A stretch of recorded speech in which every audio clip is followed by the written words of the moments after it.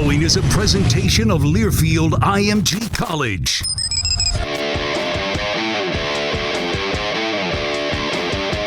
From the Georgia Southern Sports Network, powered by Learfield IMG College.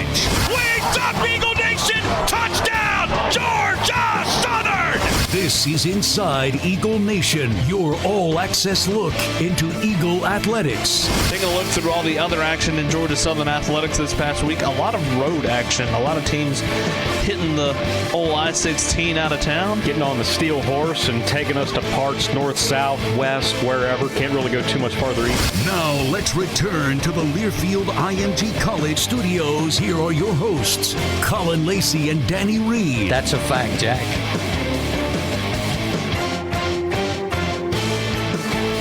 Welcome into another edition of Inside Eagle Nation, your official podcast for Georgia Southern athletics. Colin Lacy alongside the voice of the Eagles, Danny Reed. Welcome home, welcome home, welcome home.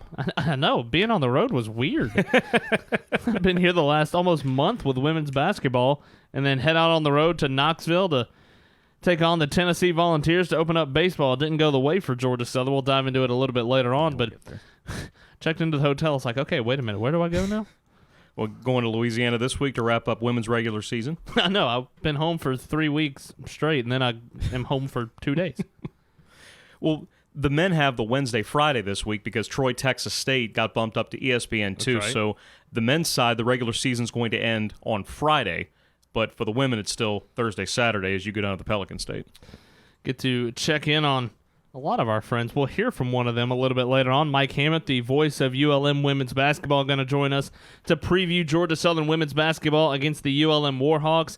A tough year for ULM, but we will dive into that with Mike a little bit later on in this week's edition of Inside Eagle Nation, episode number 170 here on this week's edition. But as we dive into everything going on around Georgia Southern athletics, again, a busy time around Eagle athletics. It was a tough weekend for men's tennis. Fell in both of their matches this past week at Stetson. Fell 6-1 on Saturday. They made the trip back up towards Statesboro and made a pit stop in Jacksonville for a Sunday match against North Florida. Fell 3-4 against the Ospreys. They will be on the road again this week. They will head to Nashville, Tennessee, one of my new favorite cities in the last few years. Nashville is great. But they will be at Lipscomb on Friday for a 6 o'clock first serve. Saturday as well for a 4 o'clock first serve at Belmont. Georgia Southern women's tennis fell in 2 matches this past weekend in top 50 teams. On Saturday in Jacksonville against number 38 FIU, fell 7-0, and did get 1 set against North Florida, who is number 49 in the country. That also in Jacksonville for a 6-1 final for the Ospreys of North Florida.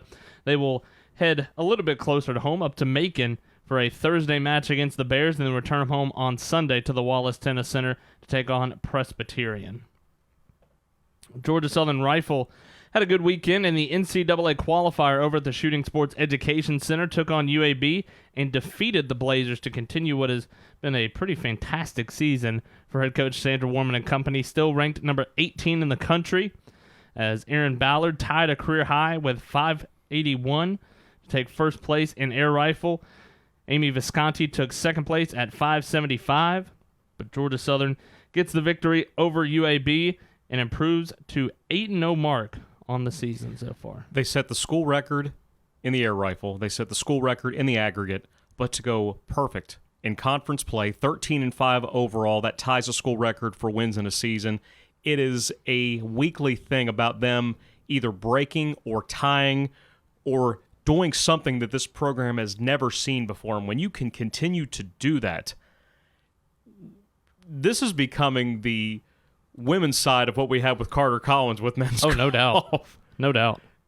She has just done amazing things over at Shooting Sports Education, and I would think that the SoCon Championships are going to be a fruitful experience again for them after as well as they've done the last 2 years. And we talked about it. You can talk to Sandra Warman, head coach for Georgia Southern Rifle, just about anything. And you will come away, 1, being a lot smarter than you went into it, and number 2, enjoying the conversation. There's very few people that you can talk to about anything and enjoy it.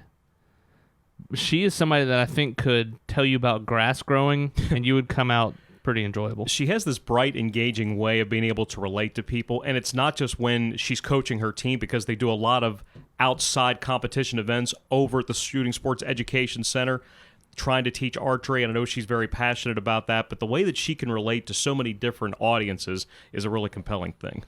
No doubt. Next up, they will take a week off, and then the following weekend, they will be in Lexington, Virginia for the SoCon Championships March 5th and 6th, a Saturday and Sunday. Not this coming weekend, but the next. That's a haul. Yes. From here, that is a haul. That sounds like a personal experience. You've done it. On the campus of VMI. Yes. Yes, indeed. Thank you. You're welcome. I appreciate that.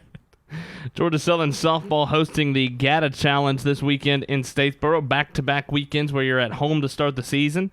One of the perks of being in South Georgia, where perks. I didn't even aim for that, but there. Oh, it is. yes, you did. Nah, I promise you, I didn't. I couldn't have come up with that if I tried. Just when I was walking in a little bit earlier, I saw her on the cell phone. Yes. You want to talk about somebody that does some laps when she's on the phone? Uh-huh. She comes out to the back parking lot between Hanner and J.I. Clements and just roams. Like she's circling the bases. Yeah. Her own imaginary base. She gets the steps in, I promise you. Had a chance to go down there this weekend for a little while. I saw the main game after the Black Bears had gotten up 4-0. Georgia Southern scores the final 8 runs in the first game. But to watch Faith Shirley hit a laser beam that I don't think got more than 8 feet off the ground over the left center field fence, and then she hits 2 more the next day against UT Martin. She's off to a phenomenal start this season.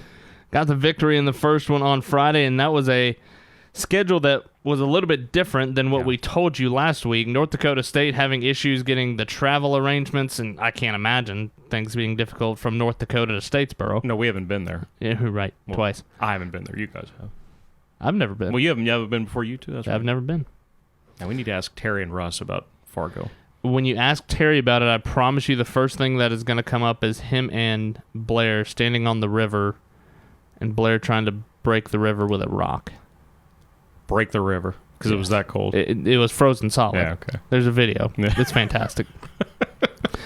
But at the Gada Challenge, a 9-4 victory to open it up on Friday against Maine. Right. Fell 3-4 against UT Martin on Friday in Statesboro as well. Took on UT Martin again Saturday morning and fell 12-4, a final in 6 innings run rule final. And then Maine falling 14-4 as Maine gets the best of Georgia Southern in Game 2 on Saturday, then losing 5-0 to North Dakota State in the lone game on Sunday. They'll have a tough test coming up this week as they step into SEC country a couple of different times, actually, when South Carolina comes to Eagle Field in Statesboro on Wednesday for a 6 o'clock first pitch, and then go up to the Georgia Classic up in Athens, take on Bryant, North Carolina in Georgia. Bryant on Friday at 10:30 a.m. from Athens. 1 o'clock first pitch for Georgia Southern in North Carolina. That one's going to be special because Coach Perkins' daughter playing for North Carolina. Saw a video of her this weekend hit a triple, and you understand where the enthusiasm comes from in that family. But Friday, 1 o'clock first pitch for Georgia Southern against North Carolina. We'll take on the host Georgia on Saturday at 3:30 before facing off against Bryant again on Saturday at 6. And then the finale, 1 o'clock first pitch against Georgia on Sunday. All of that coming from Athens, all of it on SEC Network Plus. The one thing I really like about the start of softball season is with these showcases that so many teams play in at least 2-3 weeks into the season, you get a chance to see what you have really early because you're going to be 15 games into the season by the time you're done with 3 weeks. These are basically 5-game weekends and an opportunity like Wednesday against South Carolina over at Eagle Field. That's a team that just went 5-0 last weekend up in Conway at Bash at the Beach. They'll be 8-2 when they make their way down to Statesboro.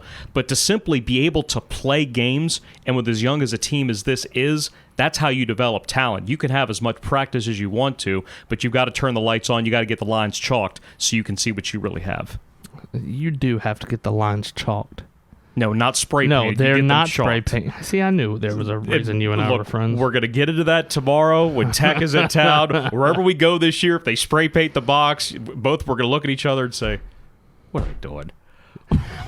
Honestly, that happens pretty much every time there's a spray painted box. But this weekend at Tennessee, it's all turf. So which is a whole nother conversation.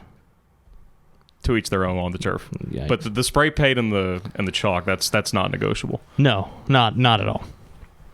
Georgia Southern men's basketball had a little bit of a tough week this week. First, the third floor of the Georgia State Sports Arena on Thursday to take on Georgia State fell 79-63 in that one up in Atlanta. Yeah. Allegedly, the last time you will have to go to the third floor because of the new arena being built. That's right. Somewhere along Decatur Street. Goodbye, good riddance. Yeah. I thought about taking the sign with me, but I don't think that they would have liked that. Well, They still got a couple more games there, and I don't know what they're going to repurpose it for once they open up their new convocation center, but I thought that would have been a nice little keepsake, but we didn't do that. yeah, they'll be fine. There's a side on the other side. Yeah, you don't need it. But 79-63, the final score for Georgia State against Georgia Southern, round one up in Atlanta. It was a good game in the first half. It was only a 3-point deficit, and Georgia Southern actually came back from 7 down to take their second lead with just a little under 5 minutes left. They got back-to-back and ones from Andre Saversoff and Trey Cobbs. And I remember thinking that early in the second half, look, State wasn't shooting well, and they haven't been a team that shot well all season despite having this hot streak that they've been on. They've been really good on defense, but they haven't shot it that well. Leave it to the Panthers to start shooting well in the second half of that game. They were 9 out of 12 to start the second half. They made 4 of their 6 threes to begin, and once it got up to, I think they got as big as 22 points, it was just a matter of, it was same song, different verse for the Eagles up there because it's been such a struggle, especially up on the third floor outside of those couple games at the end of the 1920 season. But if the rumors are true, we'll get a chance to see the glitz and glamour of the new convo once next winter rolls around. I don't know if I'm going to miss games there, but I'm going to miss some of the atmospheres because we talk all the time about what it's like at Hanner for Southern State. But you've seen it as well with the women. When it gets rocking, look, I know it's a little bit higher elevation, but once it gets rocking, I think at that point it's swaying, but once anyway, you get up, go ahead. Yeah, once you get up the escalator and all that, but once you get in there and you can feel how their fans feel there relative to how Georgia Southern fans feel here, you get both sides of it and you can understand why this is so hostile between both. I really wish that you would have, because the first couple of years that Georgia Southern and Georgia State were in the Sunbelt together, and it was when the two were battling for the Sunbelt crown every year, I wish you would have been able to see some of those first couple of year environments. I've heard a lot about the 15 game here. Yes. I'm talking about up there. Up there, there's been really good atmospheres here in Hanner, and it's kind of stayed throughout. The 16 game here, my first game here, that might be the best atmosphere I've ever seen. Yeah, so we've had good atmospheres for kind of sustained here at Georgia Southern a little bit more than up there. Up there, when Georgia Southern and Georgia State first got into the league together, that was a scene up in Atlanta. And it was when, I can't remember the guy's name, they used to have like a world-renowned drummer that the drums would be on fire as he was playing them, and they would wheel him around. Yeah. It was unreal. Mark and I talked about that right before tip-off on Thursday. They still have the drums. They still light up blue, but they don't light them on fire anymore. No, I mean, this guy would be rolling around in the middle of the floor with flaming drumsticks and the drums on fire. It was crazy. Yeah, I don't know about all that. And to say that place was packed, they had to do it on a day that the fire marshal was off. The odd thing about Thursday was we're bench side. Right. And it's two-tiered on both sides, but on the opposing side, that upper level, it was empty until about 5 minutes before tip-off. And then for whatever reason, I don't know if this was by design or everybody at once just forgot that the game was Thursday night, but the double doors on both sides flew open, and people just rushed like they were trying to get into a couple of subway cars, or like they were trying to get into the plane train up at Hartsfield-Jackson. They just rushed and filled that entire upper side in a couple of minutes right before tip-off. It was wild. Don't know why. Don't know if that was the plan. I have no idea. I'm sure it was. But then 2 hours later, they won by 16, and we went home. Moved on to Saturday inside Hanner Fieldhouse and got it started outside as everybody's starting to line up early to get in, and Your Pie coming out and baking up some pizzas. It's all about you, Colin. Hey, you dang right. But Joe Hunt and crew were out there from Your Pie. Actually, a couple of Georgia Southern football players were assisting in the serving of the pizza. Todd Bradley Glenn, Dylan Springer. And in the crowd, Rashad Bird came back, Raymond Johnson, Kendall Vildor were back. How about that? It was pretty happening in the Borough on Saturday. That's a who's who on Saturday. No kidding. It was. I got a chance to see Lenny right before tip, and Jared came outside and saw the line because the night before they had done the pep rally on Friday where they were teaching some of the newer students the basketball cheers. Coach Berg and team were out there to generate a little bit more buzz. The whiteout went pretty well with roughly 1,000 or so T-shirts with the new Nest logo.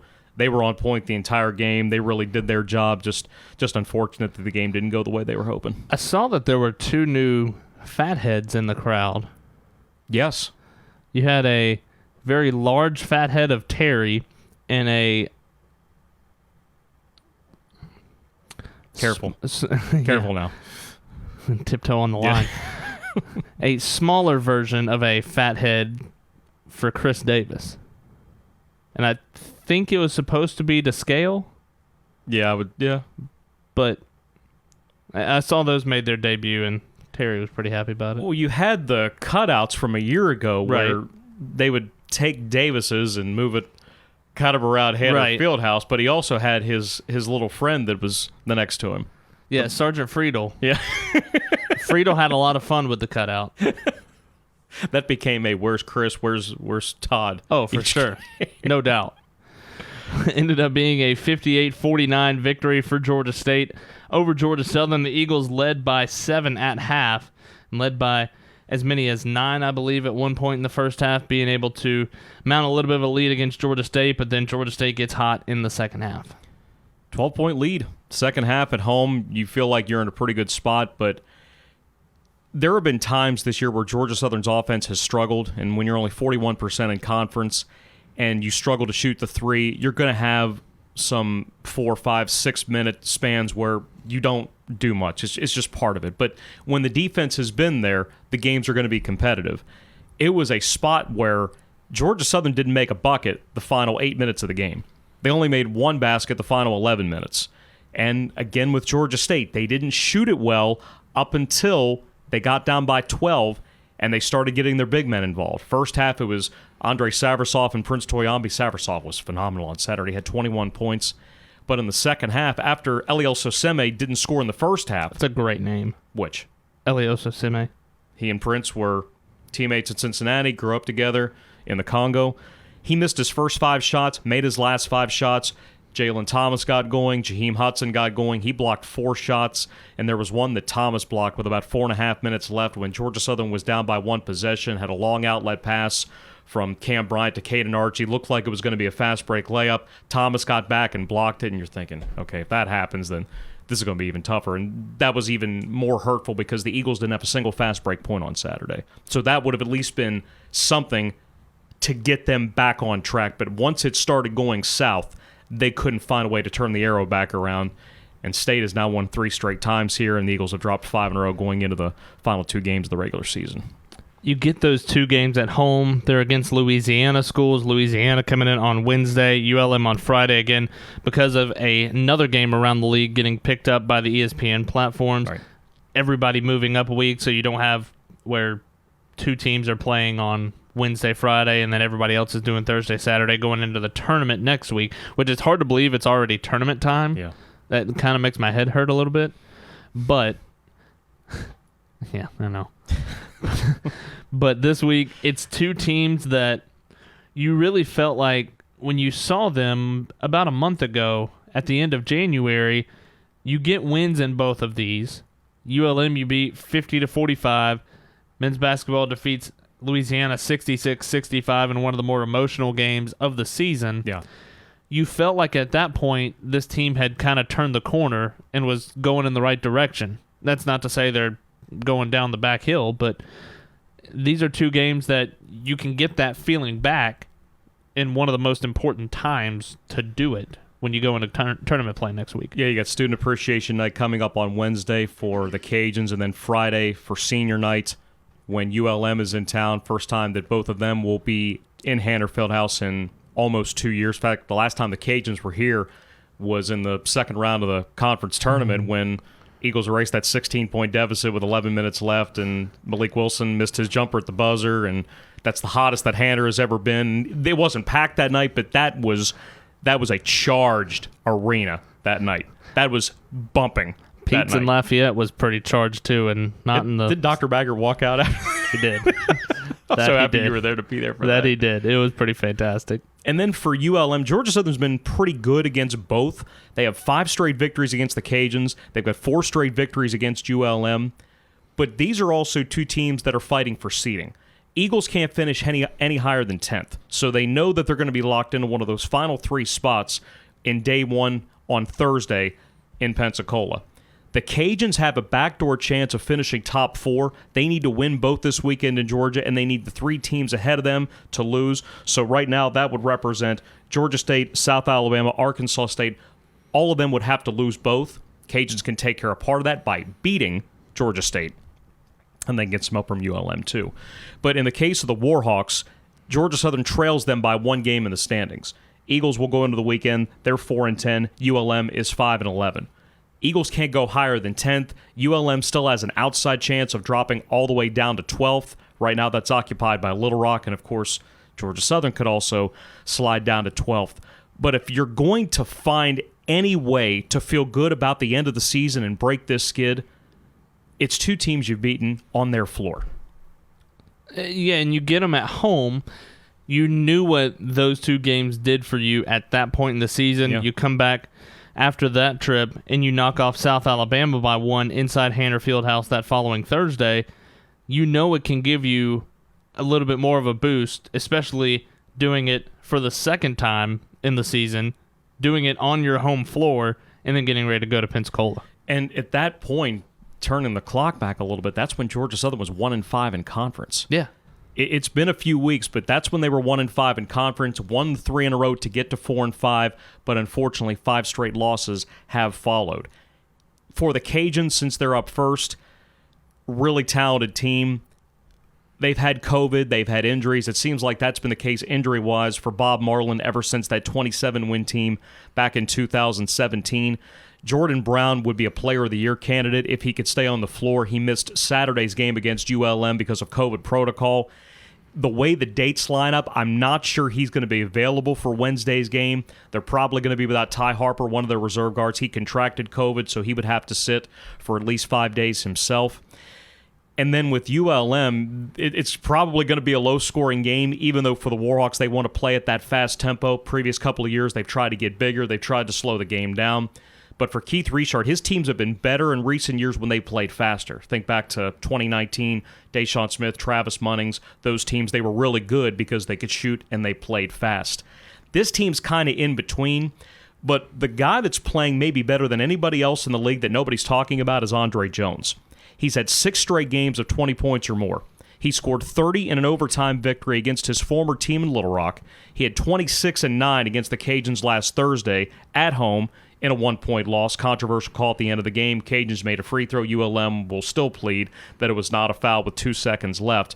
And then also for ULM, Russell Harrison is a double-double threat. He had one against the Eagles in that first meeting.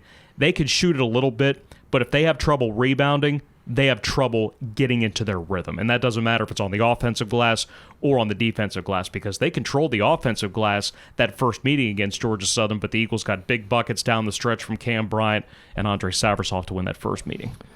Again, Wednesday, a 7 o'clock tip-off for Georgia Southern against the Raging Cajuns of Louisiana inside Hanner Fieldhouse. The Cutwater Spirits countdown to tip-off begins at 6:30. 7 o'clock tip-off as well on Friday to wrap up the regular season on Senior Day against ULM.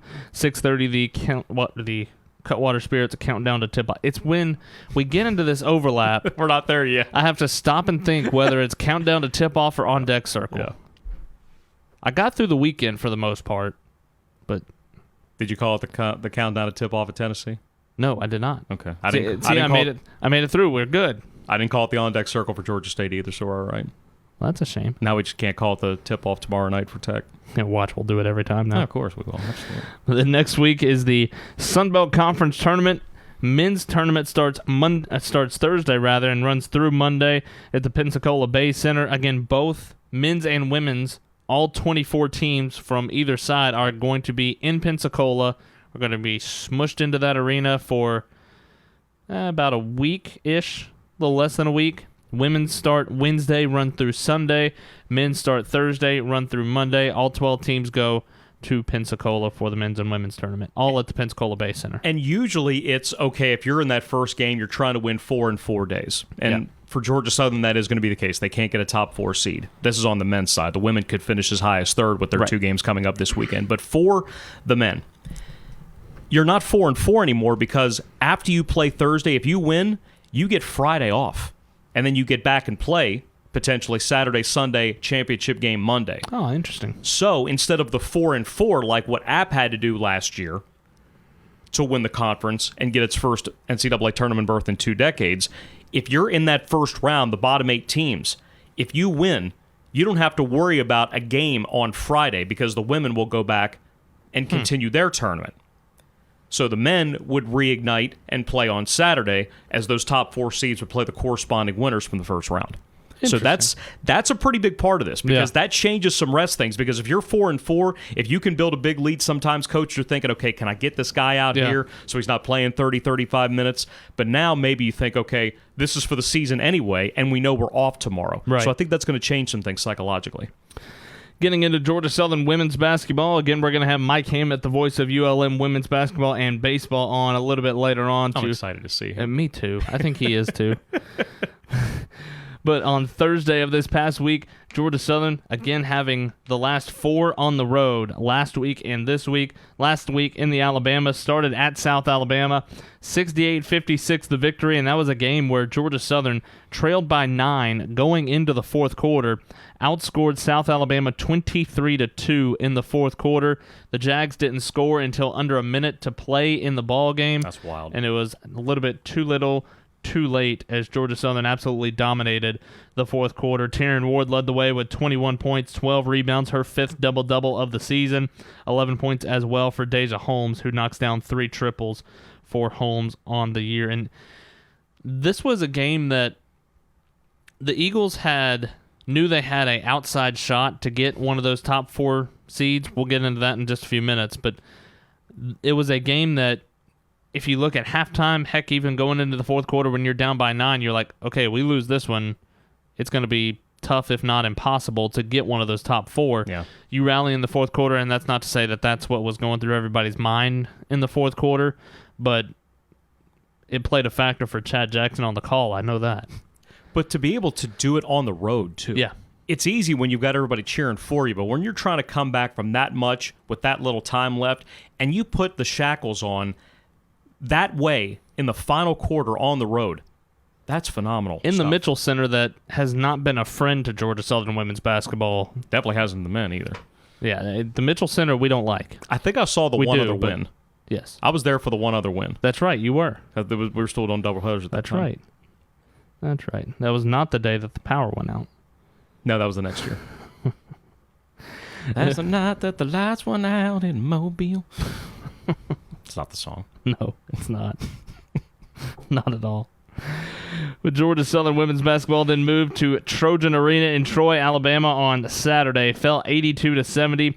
Eagles had a lead in the second half, but Troy opened it up in the second half, outscoring Georgia Southern by a good margin. But again, Taryn Ward has her 6th double-double of the season with 21 points, 12 rebounds, 21 points as well, setting a new career high for Janiah Lovehill. We've talked about her being the brain of this offense, but she was the brain and the muscle in that one against Troy. 21 points for Nia and 10 points as well for Maya Burns. You go back to the Georgia State home game, it really, ever since then, her offense has been on point. On point. Guard. All right. But even for Troy, probably need to bring up the fact that Felmus Karonga with 24 rebounds, most ever against Georgia Southern, and it also set Troy's Division I record. That's tough to overcome. Yeah, I'd say so. That's a tough one to overcome. No doubt about it. But Georgia Southern will head to the Boot State this weekend, Wednesday, or rather, on the men's schedule. Thursday at ULM inside the Fant Ewing Coliseum, 7:30 the tip-off from Monroe, Louisiana, and we are joined now by the voice of the ULM Warhawks for ULM women's basketball, and Mike Hammett. What's going on, buddy? Hey guys, how are you doing? I know you're getting ready for a coach's show, so we'll be brief.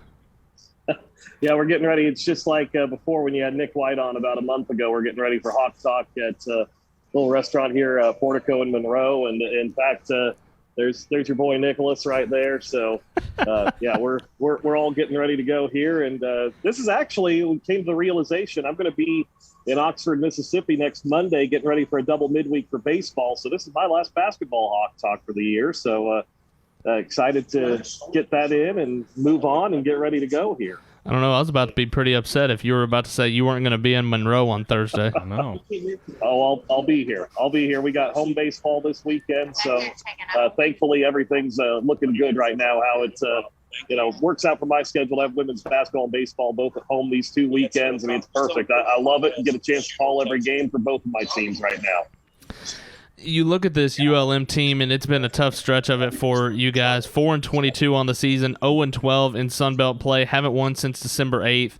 What has this last 2-3 months really been like for the squad? It has been real tough. I mean, this is a group that they have battled injuries throughout the season. You go back to the preseason. Jada Anderson is one who hasn't played all year. She was going to be the starting point guard. She tore her ACL in the preseason, so she hasn't played at all. Diamond Brooks, who returned for her 5th year at center, played very well in the season opener at Grambling, looked like a different player. Tore her Achilles with 3 minutes left in that game, and so she was done for the season. So you're right there without your point guard, without your starting post. Kiera Brimsey, an all-conference selection before the season, second team. Tore her meniscus in the preseason. She's been battling through that, and so she hasn't quite been the same player all year, although she looked like it a little bit on Saturday against the Cajuns with 16 points for a season high for her, but it has just been a grind. I mean, and to be honest, it's a young team because you have all those COVID freshmen, so between the COVID freshmen and the true freshmen, it's 12 freshmen on this roster for ULM this year.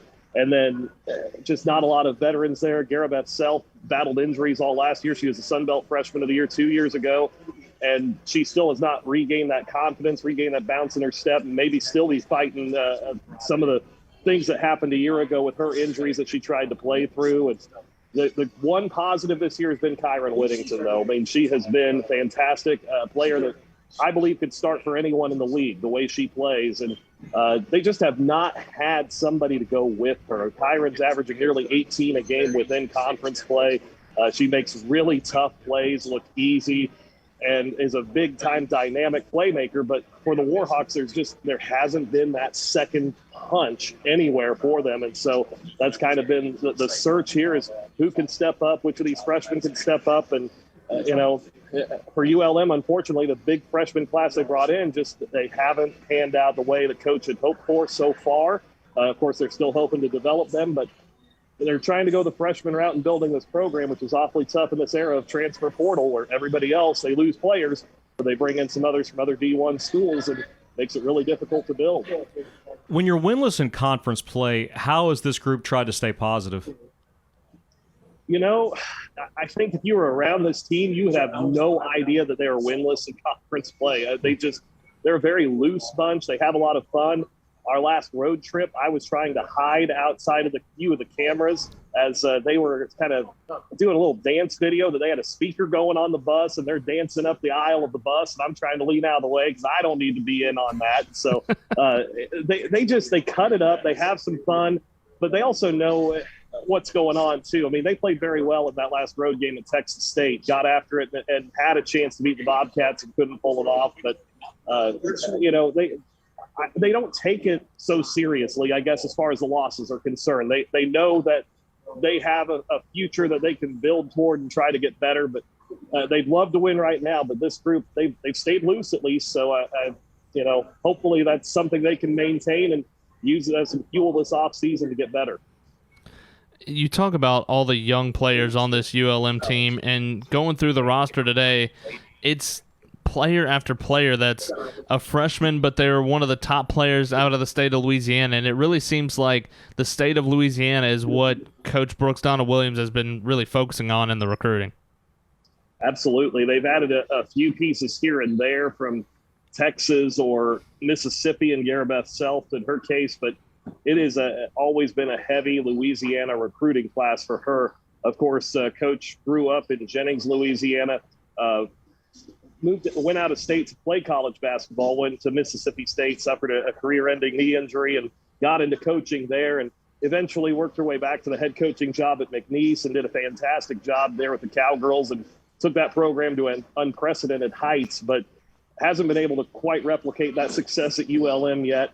But she knows this state. She knows a lot of high school coaches in the state. Her recruiting coordinator, Jessica Barber, was a former high school coach in this state. So, I mean, there's a lot of connections there, and they've been able to do a nice job. The rankings say they're doing a nice job with bringing in these freshmen, but it, again, hasn't quite worked out to that manner as they would have hoped so far for a variety of reasons. And right now, again, still looking for answers, and they're out recruiting tonight. Actually, I'm not even talking with Coach Williams tonight. I'm going to have Coach Christy Sides on with me tonight for our coaches show. She's one that's been awesome to have on the staff. She has WNBA coaching experience under her and best friends with Coach Williams. And so she came here to just kind of help out and has been phenomenal for this program, the way she breaks down opposing teams and everything. And so going to have fun talking to her tonight, but goodness, this group, a lot of Louisiana ties. That's what I think has kind of helped boost them in the state recruiting rankings. But again, still looking to take that to the next level and find that success on the floor. You and I have talked about this staff off air a little bit with Brooks Donald Williams in her third season. You've talked about Christy Sides and how much she has brought to this program. You also add another assistant this year in Jaylen Johnson, who has come from the professional ranks as well. Having so much of the professional flair in the staff, what has that done for the program? You know, it gives the girls something to look at as far as the experience that they've had to know that, boy, these coaches really do know what they're talking about. Jaylen Johnson played for Coach Williams at McNeese, and so far this year, one of our big problems has been lack of a point guard at times. And Colin, you texted me about this earlier today, asking, about Chloe Wilbanks, who's the walk-on, that she started just one random game a couple of weeks ago and hasn't really played much anywhere else. And it's because they've been without Jada Anderson, like I mentioned, no Bree Sutton, like I mentioned, and she was out for a stretch there. And then you had Grayson Williams, who was injured. So she was the only point guard available. And so coach at that point told me, she's like, boy, I just wish I could throw a jersey on Jaylen Johnson because she was her point guard at McNeese and they were rolling. And she's like, she still has it. She can still play a little bit, but it doesn't quite work like that. So, but it is great. I mean, have Coach Sides. I don't even know that these girls realize what they have in Coach Sides, somebody who spent so much time in the WNBA and internationally as an assistant. And she's told me she never wants to be a head coach. She certainly could be. She has that makeup, but she just doesn't want to deal with the day-to-day stuff that head coaches have to deal with, the media obligations and things like that. She just wants to coach the game, develop players, break down film, do all that, and she's phenomenal at it, obviously. I mean, she's been in the WNBA and whatnot doing that and very successful there. So they've been a blessing to have around, and I hope these girls realize what they have and having coaches like Coach Sides, Coach Johnson that have played professionally, in the case of Coach Sides, coached professionally as well. We talk about this team, again, winless in Sunbelt play. What's really on the table for this ULM team? Last two games against the Georgia schools, you've got them inside Fayette U and Coliseum. What's really on the table for this team, and how do they look at it going into conference tournament next week?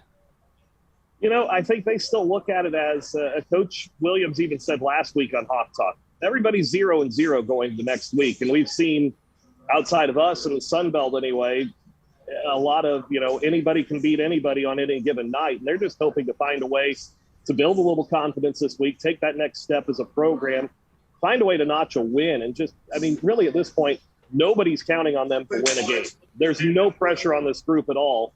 Nobody's believing in them outside of that locker room. And so why not them? Why not go try to play your heart out and see what happens? And at the same time, you've also got to think, as these players, they're so young, you've got to show these coaches that you can do this at this level so that you can keep your spot, not have them go out and recruit somebody else to replace you. So I think there's still a lot on the line for these girls. But again, to look at it, to go 4-22 and you're 0-12 in the Sunbelt, I mean, it could be easy to get caught up in that, but I don't believe this group is caught up in that at all.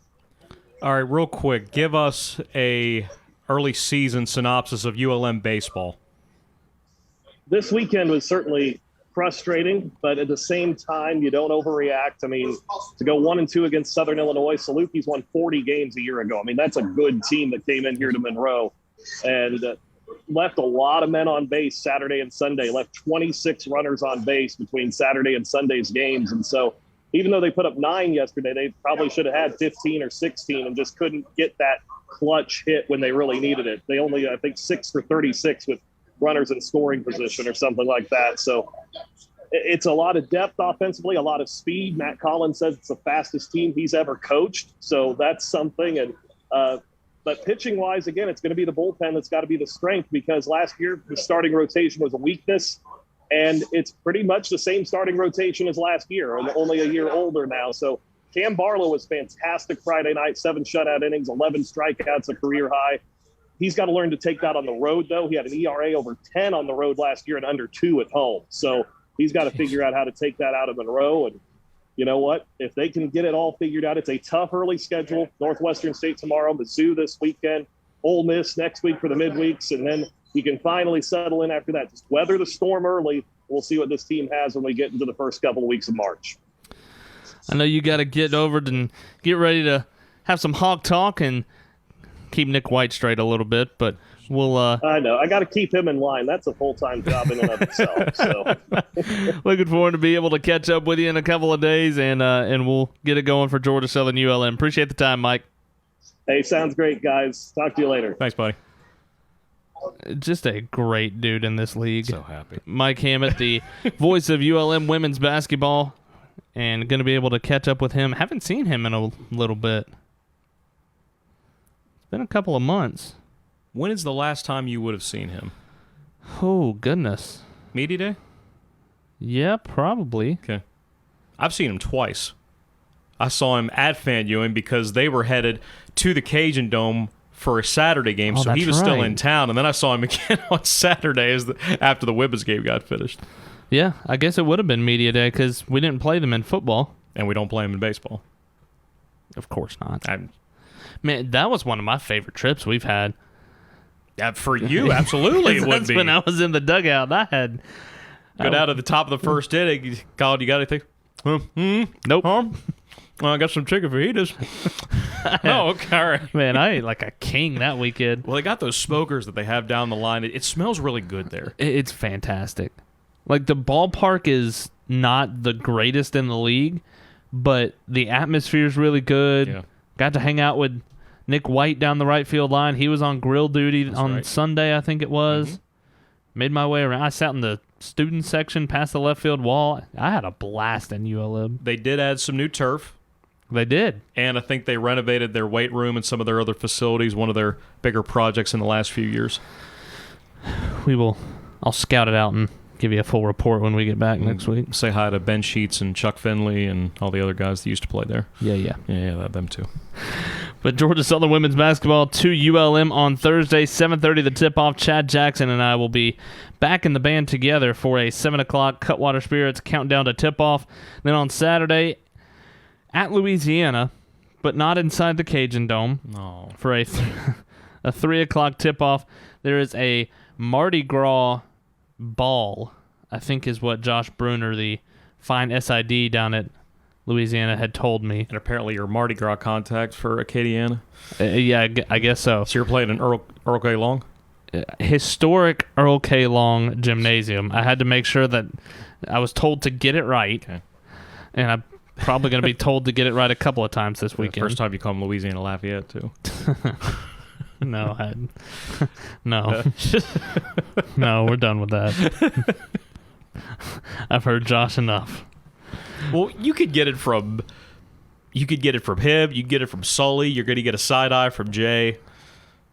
You're really going to get it from Top and Craig.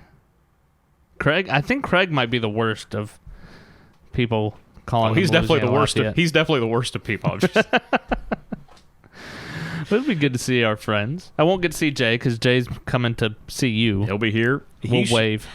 He may be here tomorrow night for the Tech baseball game. What? Well, they're flying in town. That's right. They play Wednesday. Oh. They were. Yeah. Wednesday, Friday. You're still in that Thursday, Saturday business. Yeah, I'm not ready for that yet. But we will call our first baseball game together. We will. Tomorrow.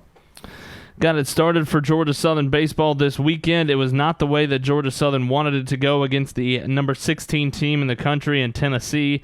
Lost 9-0 on Friday night, but really enjoyed watching Ty Fisher. He ends up getting the loss, but it was a couple of home runs that he gave up, 4 runs in 5 innings. He made a couple of mistakes, but the ones that went a long way were some of the very few mistakes he made. He is going to be somebody that is really, really good for Georgia Southern this year. And we talked when we watched him during the fall and we saw that curveball, we looked at Alan Beckins to say, that's a pretty good curveball, because he's not necessarily throwing it dirt or turf, easy for me to say, to get a lot of swings and misses. He's trying to get you off balance to get that called for strikes. The only problem is when you do that a lot, you're eventually going to hang one, and when you do it at Tennessee, eventually somebody is going to crush one. And that's what Trey Lipscomb did in the 4th inning. That's what kind of busted that one open. Yeah, that one went a long way. And you're at Tennessee. They hit 6 home runs over the weekend. That's their game. Yeah, and the wind's blowing out. It's a bandbox, but that one went a long way. No, Ty Fisher will be just fine. I liked what Jalen Payton did. I know he walked 5, but he only gave up 1 hit in 4 2/3. Ben Johnson threw the ball okay. He just wasn't in long enough to really get into a rhythm because he had some control issues a little bit early. But it's a Tennessee team that went to the College World Series last year, and they've got a bunch of their guns back, even though you take away a Pavoloni, a Ferguson, a Spence, and a good measure of the rotation. But they threw it a little bit better than maybe we were anticipating. We knew they could slug, and for Georgia Southern, a lot of the early season is, okay, no more McWhorter, no more Curry. Who's going to be able to do what? Yeah. Because that offense a year ago was among the Sunbelt leaders in just about every category. But when you take the player of the year out, the 5-year starter at second base out, those are responsibilities that need to be spread out amongst the rest of the 9 somehow. And that's what you have a full season for. Yeah. One thing that I'd take away from this weekend was really on Saturday. Jalen Payton and Coach Hannon talked about it in the pregame comments on Sunday, that the mark of a really good pitcher is being able to get through and grind when you don't have your best stuff. Jalen didn't have his best stuff on Saturday, but still got through 4+ with just 1 hit, didn't allow runs, and a really good job from Payton to grind through in a difficult place to grind through against a difficult team to grind through, because what they're banking on is getting free passes, and they got their free passes with 5 walks, but then they're banking on free pass, bomb. Mm-hmm. That's it. It's pretty simple. They got the free passes, they just didn't get the bombs. The way that he pitched reminded me a lot of the Georgia game last year. Yeah, extremely. The midweek game, he went 4 2/3. He walked 4, but he got a couple of double plays. Georgia had a couple of base running mistakes in that game. He only gave up the 1 run, and then the Eagles got home runs from McWhorter, the 1 in the 9th from Avant to win it 2-1, proving that he can step into an SEC environment and not give up a whole lot, and that's got to serve him well as soon as this weekend for UCF. And I know we'll get to them in a minute, but we'll turn our focus to Georgia Tech after, unfortunately, getting swept in Knoxville. Number 19, Georgia Tech comes calling tomorrow evening for the home opener for Georgia Southern baseball. 6 o'clock, the first pitch, as Georgia Southern will send Danny Madden to the mound. Got to see him a little bit this weekend out of the bullpen, but I think he is going to be better suited in the starting role against Georgia Tech. That was almost essentially a live side session for Madden getting in against Tennessee. He will get the ball against Georgia Tech. The transfer in from Towson, Georgia Southern saw what he could be last year when he got the Sunday start against Georgia Southern for Towson, but the grad transfer going to get the ball for the Georgia Tech Yellow Jackets, who come in 3-0 after beating a really good Wright State team. Coincidentally, the Wright State team that met Tennessee in the regionals. And then... Yeah, Drew Gilbert. Yeah. Mm-hmm. Yeah. I'm done talking about him. I'm done. We're not doing it anymore. No. Had to get the one more. No. That was the one. Don't start singing. That was the one. No, I already did it when I walked in. Don't start singing that song. Look, I know that's part of our travel loop whenever we go for baseball. Not anymore. That is not going to be on the loop this year. Nope. I got in the car on Friday, and it got axed. Okay. But Georgia Tech comes in 3-0 after sweeping Wright State. It got a little hairy on Friday. Had to have a interesting walk-off victory against Wright State to get the victory. Handled them pretty well on Saturday. And then a tight one again on Sunday. But winning all 3, they come in 3-0 to JI. Wright State was the far and away preseason favorite in the Horizon League. Yeah. But for Tech, they had to win 2 of those late. The one on Friday, the walk-off, Andrew Jenkins hit a bases-loaded fly ball to center field. It was going to be a sac fly anyway that would have tied the game. Ball was dropped. 2 runs scored. Walk-off. They actually went and reviewed it for whatever reason, but Jake DeLeo was safe by a good bit. It was more or less just to cover their bases. That's what umpires try to do.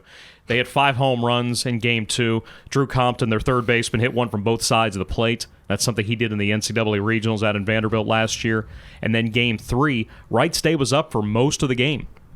Till the bottom of the 8th inning, bases loaded, 2 outs, and the newest Yellow Jacket, guy that we saw last year from UAB, Chandler Simpson, one of the fastest guys in the country, 3-run triple to left center. He then scores on a wild pitch. They win by 2. This is a really, really good lineup that has almost everybody back. You take away Waddell, you take away Austin Wilhite, but you put somebody in like Simpson, and it'll be our first chance to see Kevin Parada, who was a national freshman All-American last year, consensus preseason All-American this year. He's definitely an offensive catcher, but Georgia Tech has quite a track record in getting offensive catchers over the last 30 years or so. In Georgia Tech, when they say, oh, we've got an offensive catcher, oh boy, it'll be a defensive catcher in most everybody else's book. There's a little bit of a high standard already set there for catchers. We don't get to see them on a weekend, so there's no point in talking about their weekend rotation. I would anticipate this being a staff day for both teams. Danny Madden's going to be somewhere around, hopefully, 4 innings if he can be efficient. But for Tech, I would guess that you're going to see as many as 5 or 6 guys, and maybe this is the time that Georgia Southern breaks the 11-game losing streak. Home opener, should be a great crowd. Weather's supposed to be pretty good. It's time. Yes. It's time. Yes. Wiley you Ballard. Listened to our intro. You listened to the intro. I didn't even mean to do that. I really didn't mean to do that. Yay. But it is time. Of course I listen to the intro. 6 o'clock first pitch on Tuesday tomorrow against the number 19 team, Georgia Tech. And then UCF comes to town. Aaron Soka makes his debut back in Statesboro. 6:30 the first pitch on Friday, 2 o'clock on Saturday, 1 o'clock on Sunday against the Knights.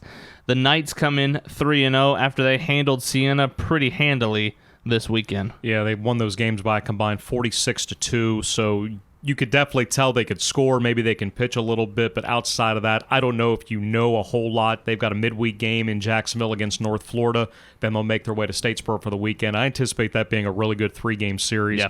They've got 3 preseason All-AAC guys. Their shortstop Freeland is a really good one. Jeffrey Pena led the AAC in stolen bases last year. But their rotation has some arms. Yeah. Litchfield on Friday threw a 6-inning shutout against Siena. Connor Stain, the Maryland transfer, has been up to 97. And then on the back end with Pattison, somebody that offers a different slot, but they certainly have the guys on the front end. It's a matter of what they're going to have on the back end because they have 3 guys that are out for the year, or at least out for non-conference play, but a couple more that are out for the season. But I think that Greg Lovelady has a pretty good group. Got a question coming in from Facebook Live.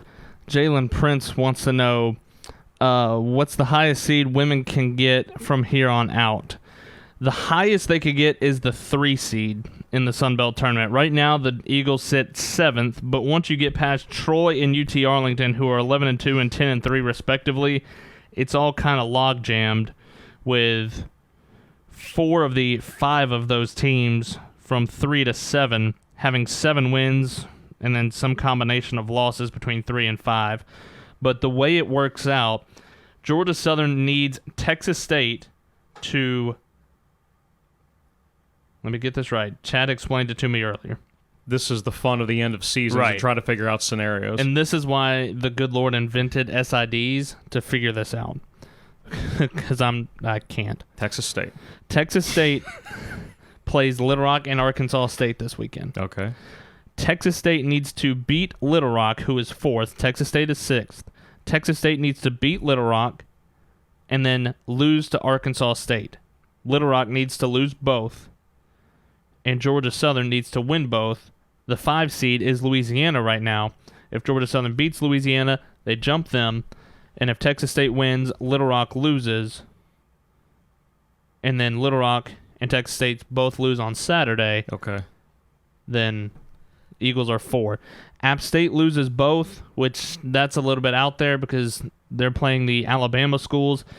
Troy, I get it, but South Alabama just 2-8, 8-15 in the 11 spot, and right now because of injuries, they're only playing with about 8, which really hurt them against Georgia Southern this past week.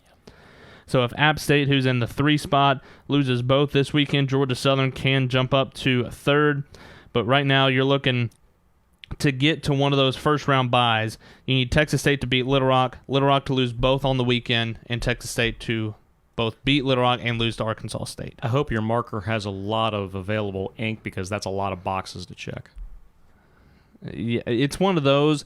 I'm going to stick with that until we get through Thursday, and then we're just going to reprocess this. I would have just taken the audio from that and played it anytime you need to talk about the scenario. No, that's the beautiful part because I've got Chad back. I can say, Chad, what's the scenario? Okay. And then he goes. And for the men, cannot finish any higher than 10th, which means that they will not play in that first slot on Thursday, 12:30 Eastern, 11:30 Central. They'll be playing in one of the 3 final spots. They'll either be 10, 11, or 12, regardless of what they do in the 2 games this week against the Louisiana schools. But a busy week this week. Friday for Georgia Southern baseball will be internet only. Terry Harvin will have the call for that because Danny will be on the network with Georgia Southern men's basketball taking on the ULM Warhawks on Friday. You have Wednesday against Louisiana. Thursday, I have ULM. At ULM. And then Saturday, Louisiana. At the historic Earl K. Long Gymnasium. Earl K. Long Gymnasium. I want to get a Mardi Gras story from Josh Bruner when you come back next week. From Josh or from me? It doesn't. Whatever. Are we gonna have Josh on next week? If you want to, because maybe Josh just comes back. Well, we also have Haley Blitch. That's right. Because Haley just started last week, I think it was, for the Louisiana Ragin' Cajuns as a content creator for football, doing a great job already down there. She got to experience opening weekend down in Louisiana. Yeah. She texted me on Friday night and said, man, you weren't kidding about this 7th inning stretch deal. No. It put me in, Coach. There's no joking about this. But since next Tuesday is Mardi Gras. Right. And then you got Ash Wednesday, which starts Lenten, and then you get into Easter roughly 5-6 weeks later. I don't know if there'll be any stories about it, but I'm sure Josh could pull one. Oh, I'm sure there's stories. I'm sure. Next week, we have Miami, Ohio baseball at home. Right. Jacksonville on the road on that Tuesday. Which I'll be on way to Pensacola for a Thursday game, round 1 of the tournament against somebody. Correct. And then we'll find out next week, or we'll let you know next week, if Georgia Southern gets one of the first round byes on the women's side. Right. And that would determine if you play on Wednesday or Friday. Correct.